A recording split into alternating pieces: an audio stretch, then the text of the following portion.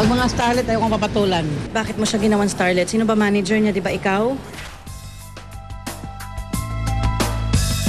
Ang paglalahad naming ito ay base sa mga magkasunod na pangyayari sa korte, kaugnay ng demandahan sa pagitan ni Annabel Rama at Nadia Montenegro. Lunes, February 20, nang isumite ni Nadia Montenegro sa San Juan City Hall of Justice ang kanyang rejoinder affidavit sa kasong theft na isinampa ni Annabel Rama laban sa kanya.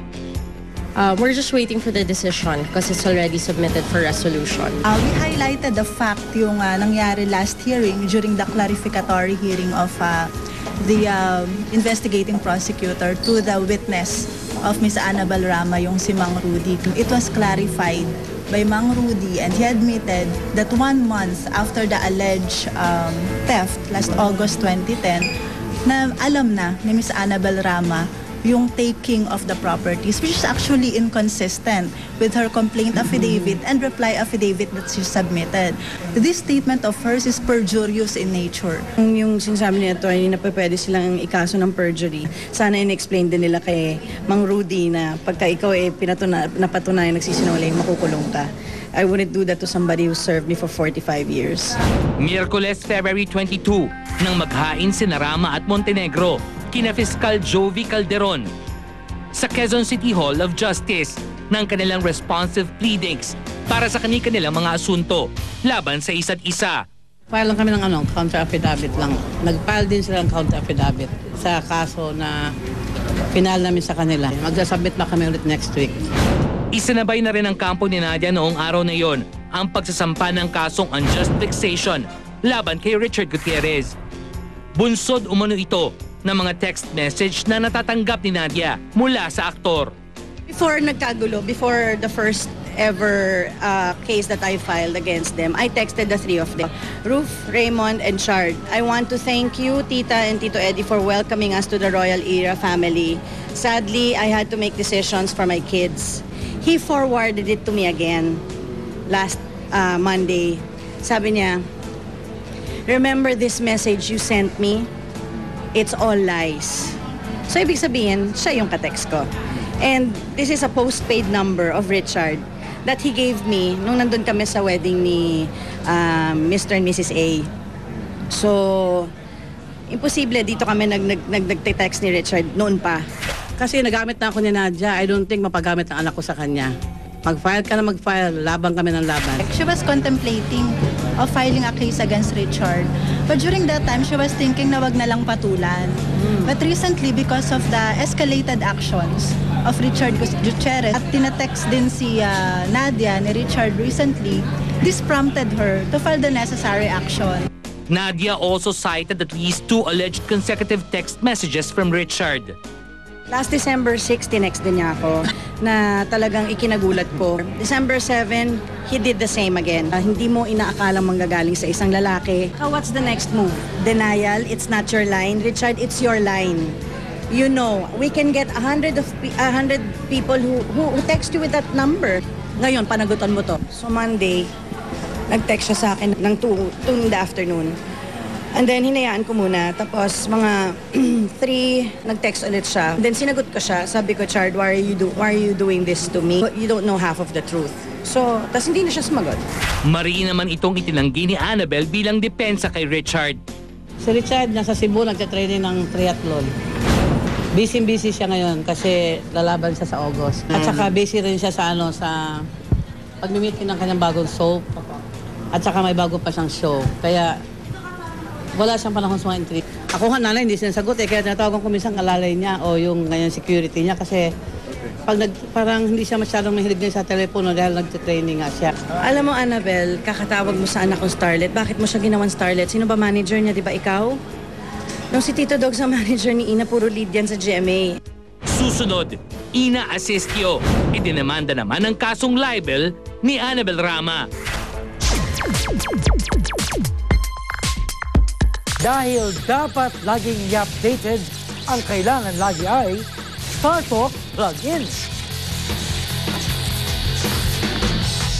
Iwa Moto posted a pic with Leandro Munoz that says, It's official. I'm in love with you. I miss you.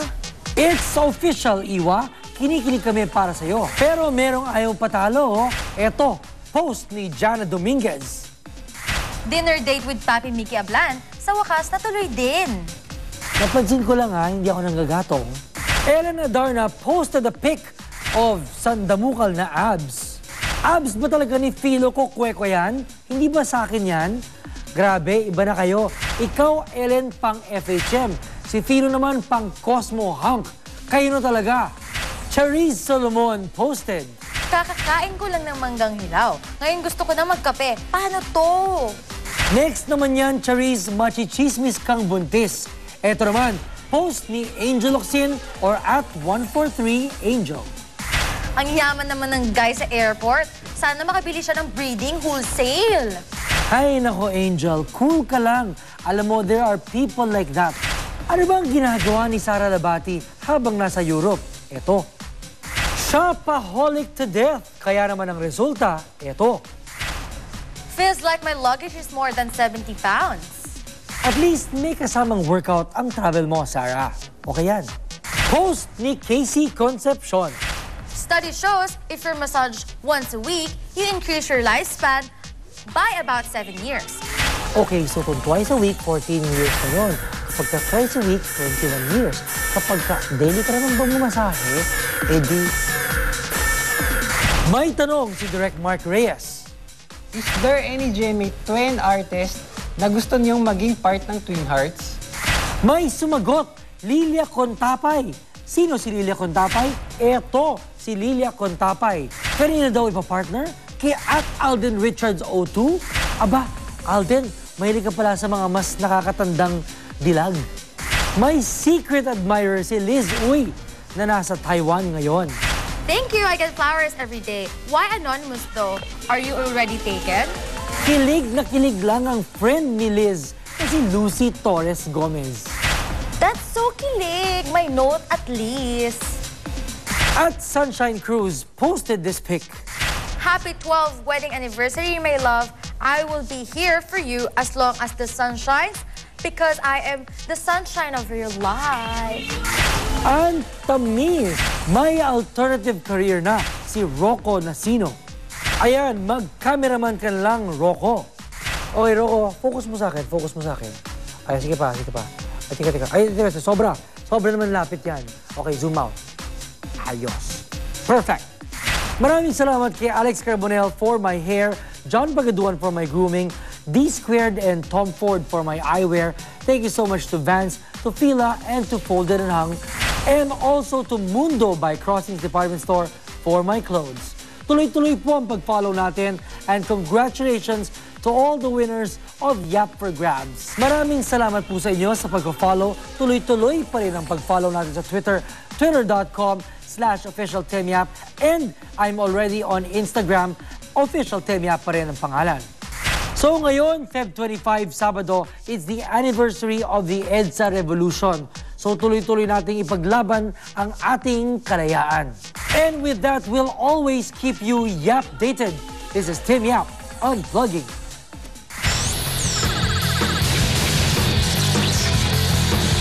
Ikaw ba nag-Twitter ka ba? Hindi. FB lang. Wow, ako wala akong alam dyan eh. So, ibig sabihin, wala kang pinopost. Wala. Bakit si Lolit madalas nagpo-post ng bail? Bail? Ng bail. Si Lolit, nagpo-post lang ng bail. Yan lang alam po niyan. Oy, yung mga kapotso natin. Oo nga, sa mga kapusong taga Laguna, sugod na po sa Kapuso Malt Show sa SM City, San Pablo, Laguna, with Era and Michelle Madrigal, Bubbles Paraiso, Down to Mars, and Miss Claudine Barreto. Ngayon po yan na 4 p.m. sa San Pablo, Laguna. Ito naman, mga green and blue, Atenista at saka mga Lasalista. The Fourth Wall Theater Company presents Rivalry. Ateneo Lasal, the musical. Yan. Every Wednesday to Saturday at 8 p.m. and every Saturday and Sundays at 3 p.m. at the Meralco Theater. It runs until March 11. Ito ngayon, balikan natin si Grace Lee. Oo nga. Bitin kanina Ito, mga nagpo-post din to. Okay, mga kaibigan, si Grace Lee, di umano ay sinisisi ng Survivor Castaway. Naalala mo yung Tisay din si... Oy, maganda yun. Angelicopter. Okay. Ang sabi ng iba dahil ginagaya daw dahil nagbago na rin doon ang pangalan si Angelicopter. Ano na? Ginawa ring Angeli. Angeli? Oo, parang Grace Lee. Oo nga.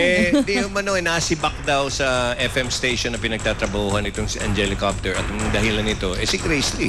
Abay mga kaibigan, ang paliwanag ng mga sangkot sa bawat kampo na to, abangan nyo. Exclusive po yan. Okay. At eto na. Gusto mo pa ng isang Lee? Magandang babae. Oo, si Sarah Labat, hindi Lee to T. Sarah Labati. Oo, eto mga kaibigan, ang bagong model ng Coke. Kokak. Hindi pa Kokak pala ho. Okay mga kaibigan. For Start Talk Tweet X, Sarah Labati.